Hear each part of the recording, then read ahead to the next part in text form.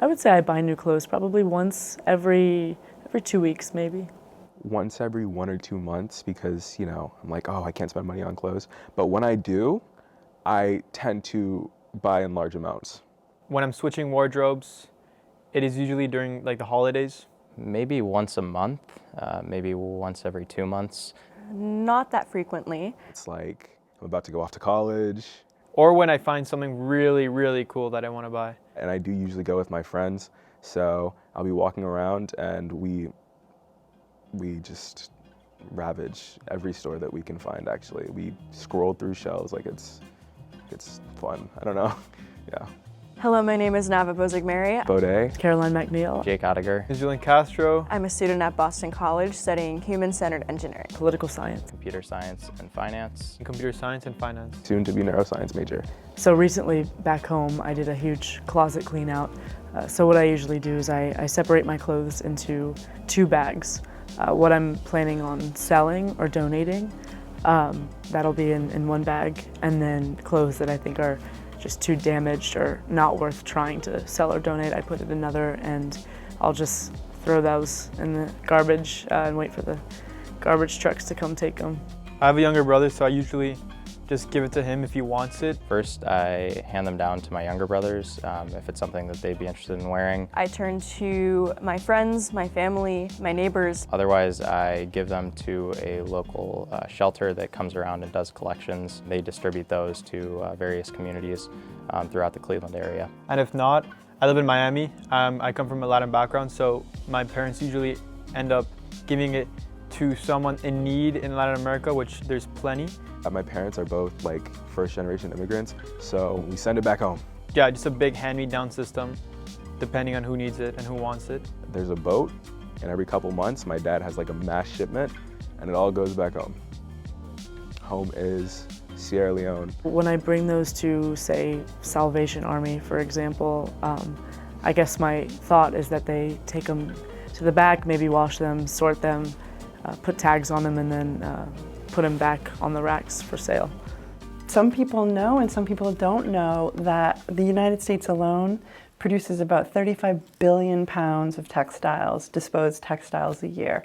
And 70% of it's going to landfills. Of the clothing that is donated, only about half of it, of that gets actively reused. The rest of it ends up being disposed. About 15% of the apparel and textiles that are thrown away are actually recycled. And by recycled here, I mean like turned into rags. Nobody, at least at any scale, is turning waste clothing back into clothing at this point. I'm Jonathan Crones. I'm an assistant professor of the practice in the BC Department of Engineering.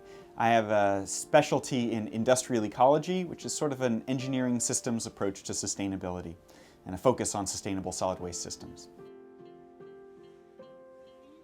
So in the United States, if you have clothing that goes in the garbage, either you put it there or you, with all your best intentions, send it to reuse and they can't sell it, and so it ends up in the garbage. It really behaves just like any other piece of garbage. Depending on where you are, that means going either to a sanitary landfill or to an incinerator. If the textile or the clothing goes to landfill, then it gets dumped into a giant pile of garbage and compacted down and all the air squeezed out, and it sort of just sits in the landfill for really ever. If the textiles were going into a sanitary landfill like we have in the United States and they have in much of the industrialized and high-income world, gotta say, nothing much happens to these textiles. They sort of go into the landfill and sit there. There's some evidence that you do get moderate amounts of anaerobic digestion of the organic material, and if you have organic compounds, anaerobic digestion of organic compounds turns into methane, which is a pretty serious greenhouse gas, so that's something to pay attention to. You also get rainwater infiltration into landfills, which can pull compounds out of dyes and turn it into toxic leachate. In both of these cases, well-running sanitary landfills can collect and flare the methane and can collect and mitigate the leachate. Of course, these systems don't work 100% all the time. My name is Dia Lundberg. My pronouns are she, her, or ze, here, and I am a public health researcher and multimedia artist. there is an issue because the landfills in the United States are predominantly located near communities of color and near lower income areas. So there's an issue of environmental injustice in terms of who is dealing with the health effects of the landfills where textile waste is predominantly being disposed in the United States. In Massachusetts, the majority of the solid waste that's generated gets burned, what are known as waste-to-energy incinerators or municipal waste combustors. The heat is used to produce some electricity. So the environmental impacts of textile waste are significant, but I've got to say are not maybe materially different than the rest of our waste stream in general.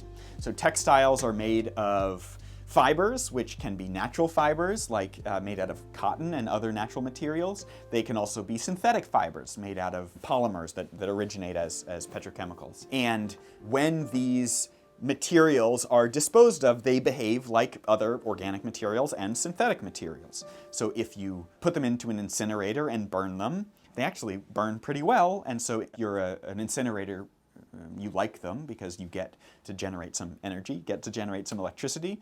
But you are burning these materials, and so it produces all sorts of combustion products, and you need to make sure that the incinerator that you're burning them in has appropriate and aggressive pollution control. Not to mention, textiles and clothing aren't just fibers. You have all sorts of additives, fillers, and colorants and dyes, and the behavior of those compounds in a combustion environment needs to be paid attention to and actually can pose real environmental and health hazard. And I should say, even the textiles themselves pose an environmental hazard if they are not managed in a controlled way, because you can have textiles blocking up waterways and blocking drainage and even getting into the ecosystem, into the environment, and causing severe environmental health hazards just because you have this synthetic material now out into the environment. Textiles are a major source of microplastics and microfibers in the environment. Every time you wash and then dry a piece of clothing, particularly synthetics like fleeces and polyester clothing, some of that material abrades away and gets sent out the ducts, out into the environment. And research shows that huge amounts of these synthetic fibers are showing up in the environment everywhere you could imagine, from farmland, and it's getting into our food. It's being found at the deepest parts of the ocean and as far away as the tops of icy mountains. And so a lot of this stems back to drying, both residential, but also I think more significantly commercial and industrial laundries. And then moving further upstream, the practices associated with manufacturing apparel and textiles and producing the materials that they are made out of are enormous and very widespread. It's quite widely reported the environmental damage associated with cotton cultivation throughout the Middle East and Central Asia. Huge amounts of water consumption and the application of fertilizers and other chemicals that are damaging waterways. It's a huge extractive monoculture, and so you have negative impacts on soil health. Similarly, every piece of synthetic clothing that you wear originates ultimately as a petrochemical, and so we are intimately tied with oil extraction and production and all of the environmental hazards associated with those practices. Nobody has actually studied what the health effects of decomposing textiles are. It's really important that the research, in my perspective, is done in an academic setting that is not partisan, because some of the little research that has been done has actually been conducted by large fashion companies, and we don't want to be trusting them for information on this topic because they have a really vested interest in diminishing the environmental effects of this. And I've got to say, one of the things that motivates my own research is this notion of, I hate to use cliches, but what gets measured gets managed. It's not always accurate, but for the waste world, it seems to be accurate. If we're not collecting good data, we can't make good decisions on where to invest our resources in improving environmental performance, what sort of policies to roll out in terms of banning things from disposal, incentivizing certain types of donation, and even pushing policies upstream. But when clothes go back to home, West Africa, a lot of it's given out to family. They'll make use of it or they'll fix it. There's a pretty robust international trade in secondhand apparel and textiles. Many of the clothes that we give to charity shops or secondhand shops that doesn't get sold domestically will get bundled up and shipped overseas. And this includes both trade into Mexico and Central America, as well as containerized trade to South Asia and various parts of the African continent. This international trade does a number of things, as sort of masterfully articulated in this book by Adam Minter, Secondhand. We can start with the positives. Some of this international trade of textiles provides business opportunities for entrepreneurs in these parts of the world, importing secondhand apparel and reselling it locally. And to a certain extent, there might be places on Earth where this trade also solves some supply issues. Originally, years ago, when there was sort of a thought that if we collected, disposed clothing here in the U.S. and we shipped it elsewhere, that people were getting to either sell it in overseas markets or use it, and that it was, it was being donated and recycled in that sense. My name is Julia DeVoy. I am the Dean of Undergraduate Students in the Lynch School of Education and Human Development. I'm the PI, along with my co-PIs, on a Type 2 Schiller Institute for Integrated Sciences and Society grant, and I am a doctor in the field of developmental psychology. What we found, actually, is that any of these clothes that are sort of ending up in these markets is actually putting more people out of work in different countries abroad than it is helping anybody through like thrift store sales or markets overseas. In fact, a lot of seamstresses and tailors and clothes makers all over the world have been directly displaced from their employment because of all the clothes that are ending up over there overseas. A second aspect is many of the clothes, apparel, textiles that we donate to go help people around the world with the best of intentions, they don't actually want. And so what we're actually doing is dumping an environmental and economic burden on places least able to handle it. And so while some of these products may be able to be sold, may be able to have a whole second life, a much larger quantity ends up needing to be disposed of overseas in waste management systems that aren't as well controlled, that don't have the sorts of environmental and health mitigation factors that we have in the United States. And so we really are exporting environmental harm. And those are countries that are in the global south, and a lot of times, again, it is women and children of color who are most impacted negatively by this process. So it's clearly an environmental racism issue, clearly. We don't have all of the answers right now. What we hope to do with the project, what our goal is with the project, is to make people more aware. And then we hope to inspire innovators, engineers, design thinkers, environmentalists, public health advocates. We hope to inspire people to then design and think about other things that we can do. We know we don't have all the answers, and we know that we need lots of fine minds in this space in order to move ahead. We really thought about it for a long time and very carefully that if we published on this, that it was going to reach an academic audience, and we wanted that. We very much wanted that scholarly audience to be part of this. But we also wanted people to be just able to learn more about it. So we broke it down into 3 different goals. There was the research publication goal in the grant, there was the educational module goal in the grant, and then we also really clearly recognize that public art is powerful.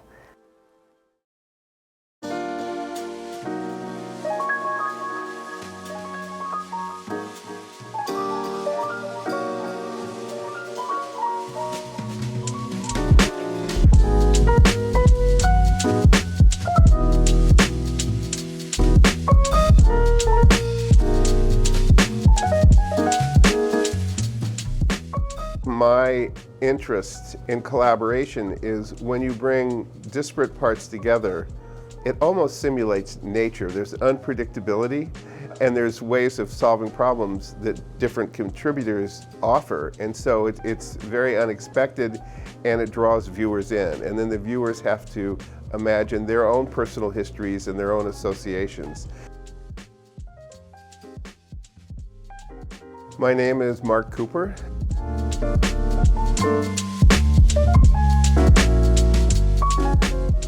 I am a Director of Undergraduate Studies for Studio Art and Professor at Boston College. And I am primarily an installation artist working in all media: wood, ceramic, video, photography, collage, printmaking, responding to sites and spaces and ideas. Actually, I met with several groups of students and described the issues and the goal of creating an installation around this topic. So I presented the idea of, well, shelving to students as a start, but we had this open discussion where they nominated ideas. We voted and, basically started the collaborative project by getting their input. We collected the textiles from Boston College students, the Boston College community. So these are just simple things that BC students no longer had a use for. And there was a ton of it. We had so much of it that we couldn't even use all of it in the textile sculpture. Why are there so many clothes? And I think that question is an entry point to curiosity and inquiry. The idea of combining art and science is kind of, in my mind, a perfect merger of different disciplines, but really addressing from different ways the same issue.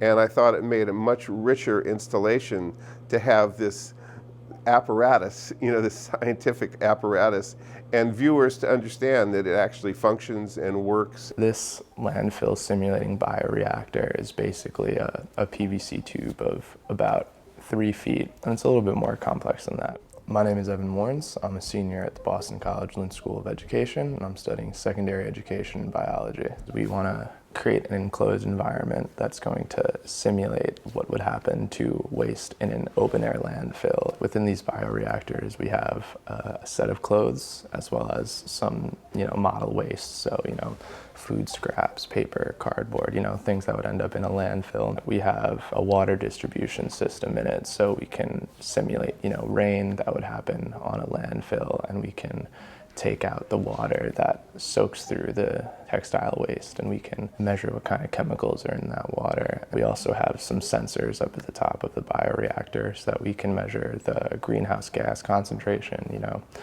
methane and carbon dioxide that's being produced by the textile waste. So really trying to get as much information as we can from it. Now it's really exciting. We're starting the experiment, and we're going to be the first people to really be able to say one t-shirt has this specific environmental health impact, which will allow us to then estimate the environmental health impacts of all of the textile waste that the United States ships abroad, for example. It was also pretty cool knowing that we're working on, creating new knowledge, finding something out that people haven't before. When someone walks in to see our art exhibit, they can scan a code that I believe is on the wall or posted in different places, and they can be directed toward our learning modules. So my name's Addie Metzger. I'm a sophomore secondary education and English double major in the Lynch School of Education and Human Development. Our primary goal was making sure that this topic is shared with as broad of an audience as possible. So I think that's really where the education side of this project has come into play, making a really complex and really scary topic digestible for a variety of audiences. This issue is huge, and no person can take it on by themselves. No one person's decision is going to stop the impending climate crisis. But I think our goal is for all people to be more educated on the decisions that they make as individuals, and hopefully that impact spreads to other people.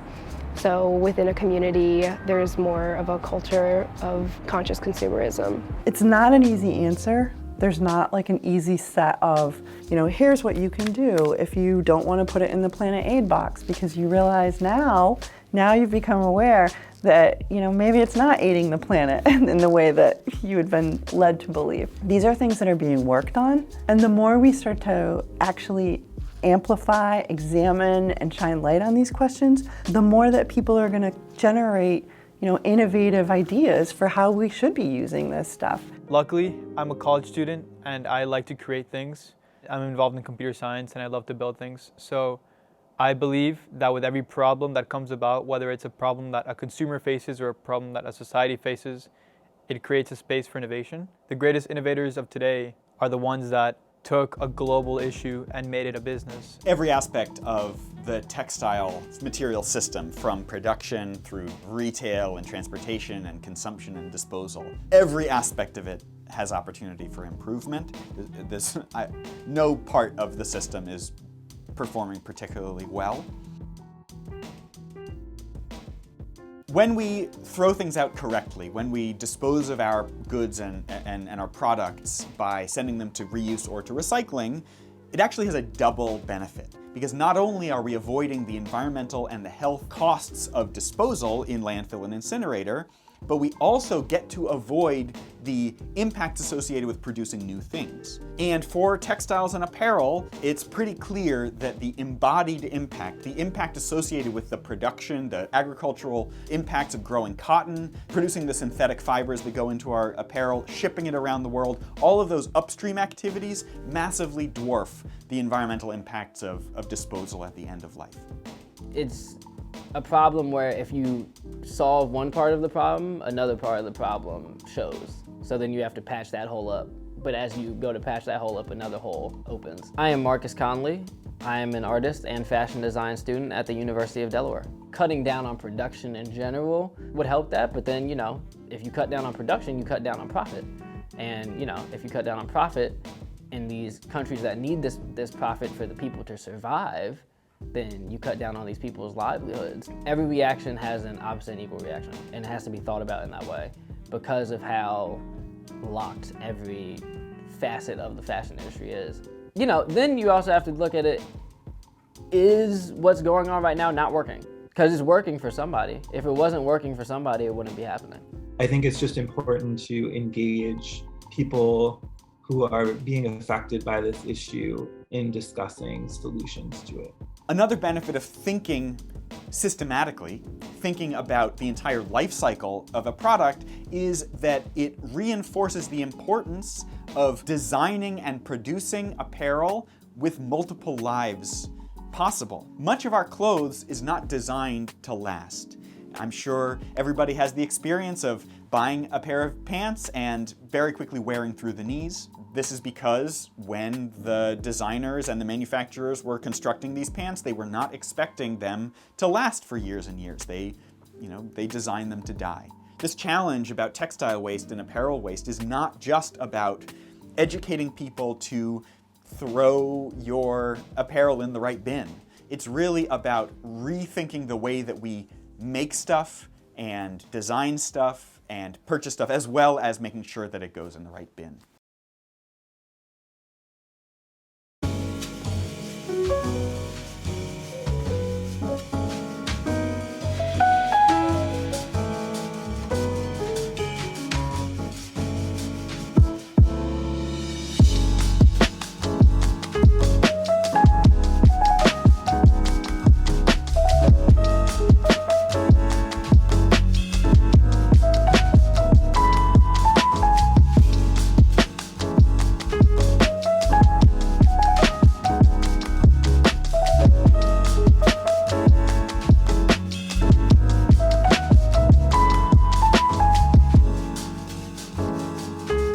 Just because there's no definitive answer does not mean there aren't things that can be done to help a little bit, to mitigate certain things, Just because you can't completely fix the foundation doesn't mean you shouldn't, fill up some cracks while you can.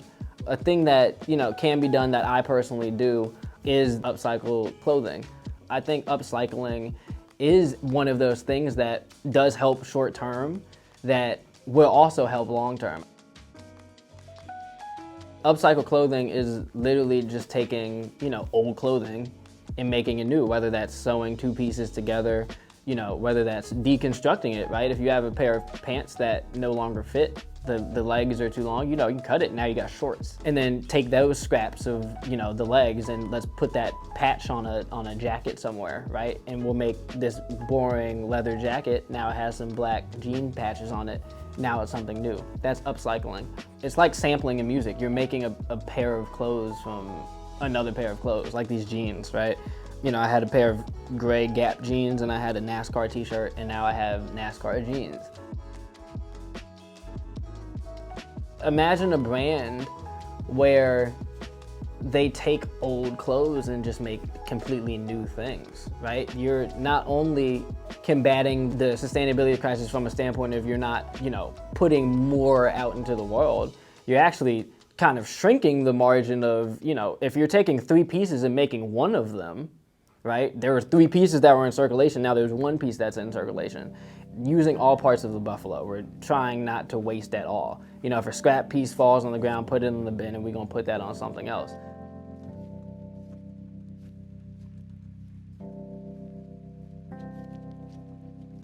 The whole process from farming, right? From farming the cotton, to having the space for the cotton, to spinning it, to sending it out, to dyeing it. This process not only takes time, it takes a lot of money, it takes a lot of energy from a standpoint of actual resource energy, right? Non-renewable energy that then goes into the air. So, you know, it's such a polluter. The waste from these dyes goes into rivers, and, you know, it's ruining some ecosystems. Imagine if you cut all of that out and we're still just getting final products. We're still getting new product. People want new things. Consumers are gonna want new things. So you can still meet a consumer demand in this kind of capitalistic system. You're just kind of cutting out all of the bad stuff from the input and you're still getting an output. The upcycling, just the idea of it and it being such a big thing right now, and the whole idea of vintage and re-wearing and repurposing and reusing is such a great trend. And certain things become trends, but they can also be useful. I think it's great that it is a trend to reuse and rewear and, you know, renew. People want what's familiar to them in a new package, but you still want that familiarity. Completely newness scares people. People still want what's familiar to them. That's why these trends happen. That's why these trends come back. And upcycled clothing is the perfect way to do that. It is the perfect way to give somebody something new, but with the feel of a grandma sweater, right? It's like, oh my God, here's this new jacket, but it feels like my grandma. Shout out to grandma.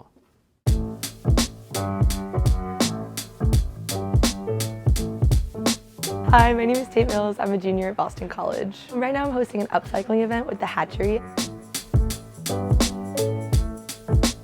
I'm a co-chair for the events committee for EcoPledge, which is a student-run organization at Boston College promoting sustainability in the lives of college kids. I think that upcycling is cheap and it's pretty easy to promote. I think most importantly, we're trying to address the issue of fast fashion and textile waste, which obviously is a pretty big issue, especially in the lives of college students, because we're just kind of trying to go after whatever's cheapest and whatever's easiest, and like everyone's lives are so fast paced. And another really big comment that people have been saying is just how like de-stressing it is to be able to come in here and sew and just kind of hang out with people and listen to music, but you're also making a difference while you do that. I hope they take away just how easy it is. I feel like a lot of people who have come today were kind of overwhelmed or intimidated by the idea of using a sewing machine or even a hand sewing something, but they really can incorporate it into everyday life. I'm a co-founder of Make Fashion Clean, and I currently still serve as a project advisor for that project. The Make Fashion Clean initiative in Accra, Ghana has used upcycled denim to make shopping bags. Make Fashion Clean has a number of objectives, but one of them is to collaborate with artisans in Ghana at the MFI Foundation, which is a non-governmental organization that employs somewhere between 10 and 20 artisans at a time to create living wages and meaningful employment through upcycling textile waste into new products that can be sold locally and also in the United States.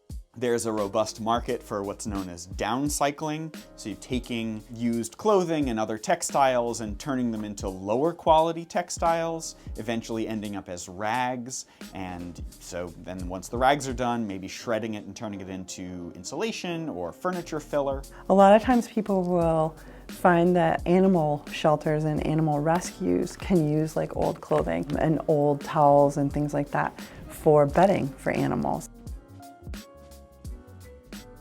I personally don't think that buying the shirt that I like is more important than a humanitarian crisis, but sometimes when you're removed from things, it makes it easy to indulge. If we're talking about building an ethical closet, a wonderful first step, if you are going to buy something new, buy it from sustainable, ethical retailers.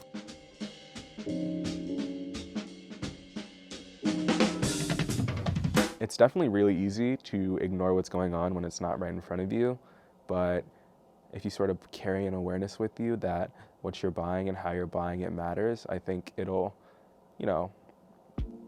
help alleviate some of the stress. Yeah, so shopping is necessary. The rate that people shop at is what is really the issue. The growth of the clothing industry is completely unsustainable. So I don't think that it is possible or likely or even necessary for every person to stop shopping completely.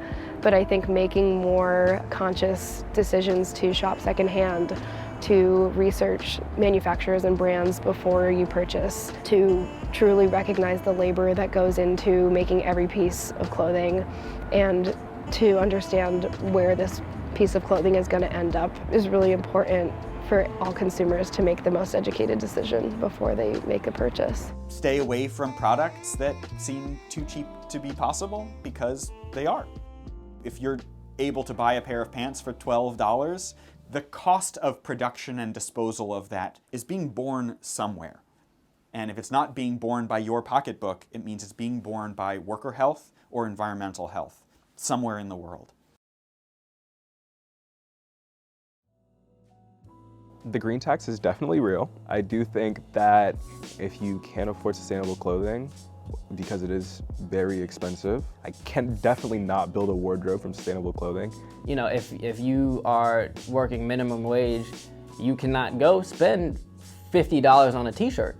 If you don't have a coat for the winter and you need a coat, you're gonna go try to buy the cheapest coat you can have because you have other, needs that need to be met. Shopping secondhand is very effective, at least on a personal level. I feel sort of satisfaction when I'm like, oh, this is such a good find. I mean, I can't believe somebody would throw this away. So if you're looking for a sort of personal satisfaction while also trying to aid the global crisis that we're experiencing, visit your local thrift store. It's not enough to have the supply of recyclable materials or reusable materials. You also need demand.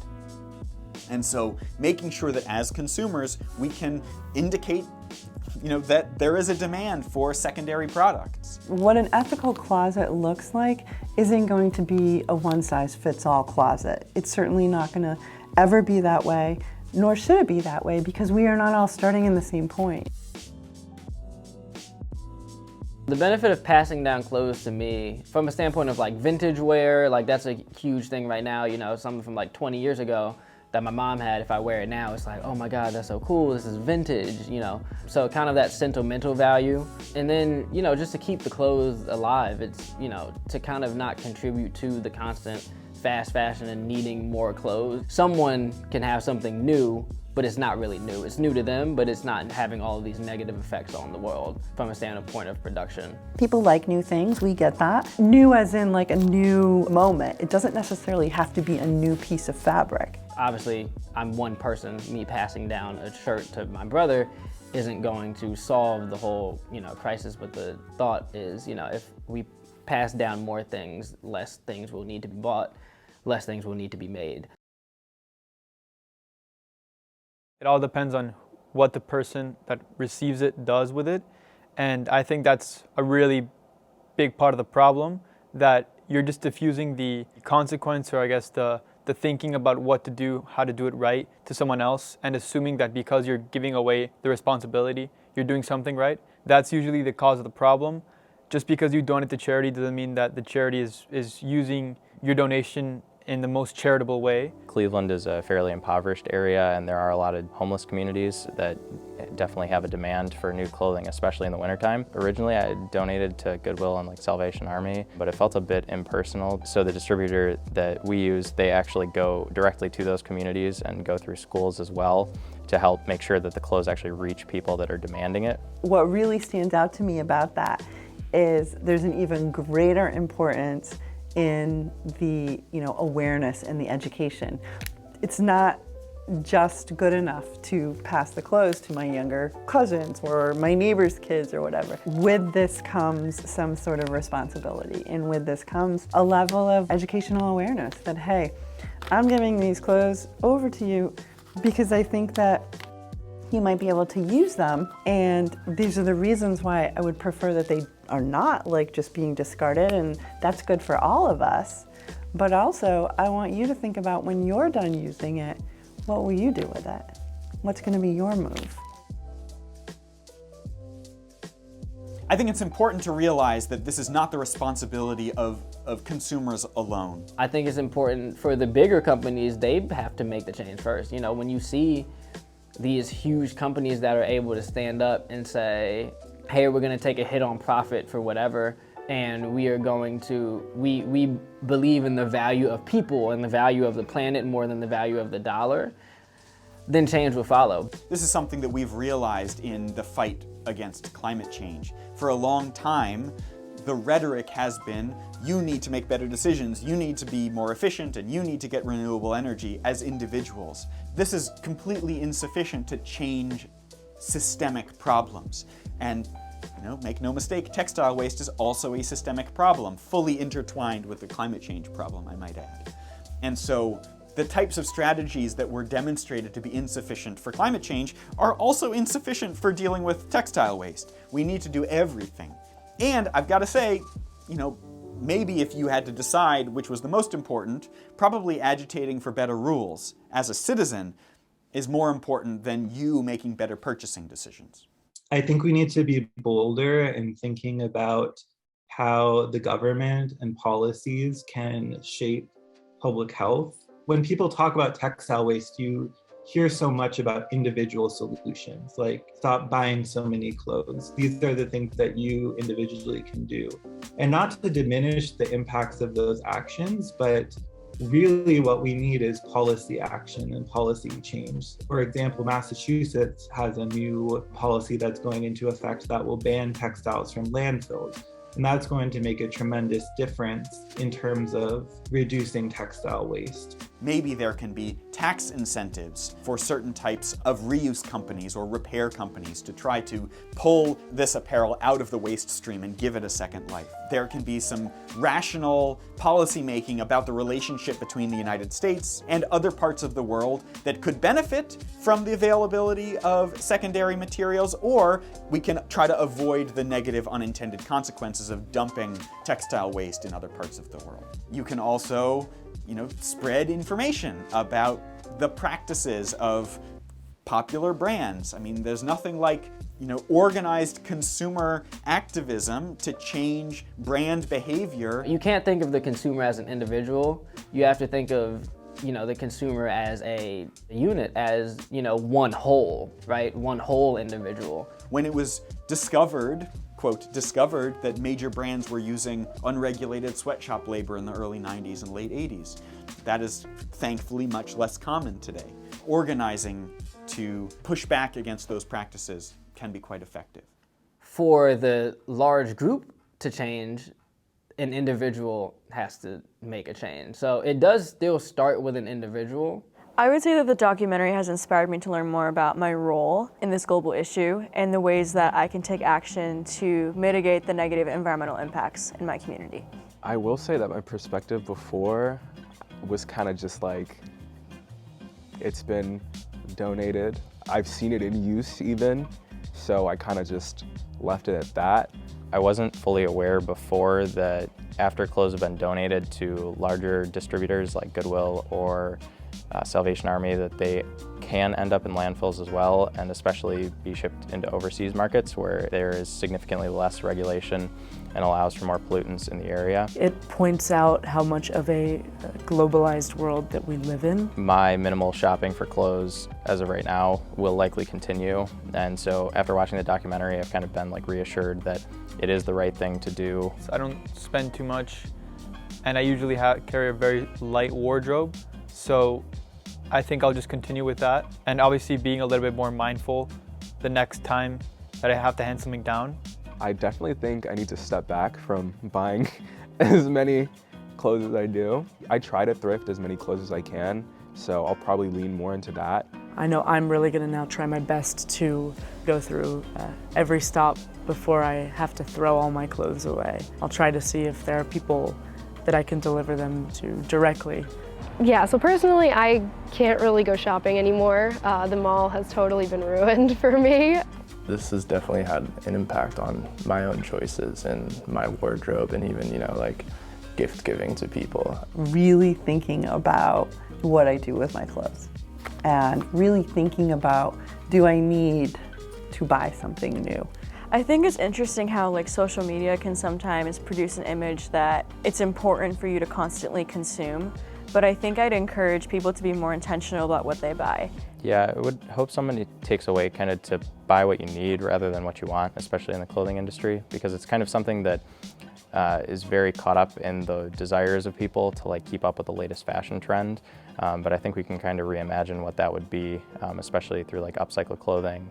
I think others could take away that it is important to think about where your clothes go, even if you're not immediately sort of making drastic changes to your life. I think sort of incorporating that knowledge into your day-to-day experience will help you make better decisions about buying clothing. So if anything, just to carry it with you and just be a little more aware of what you're buying, where it's going, and how much you really want that shirt.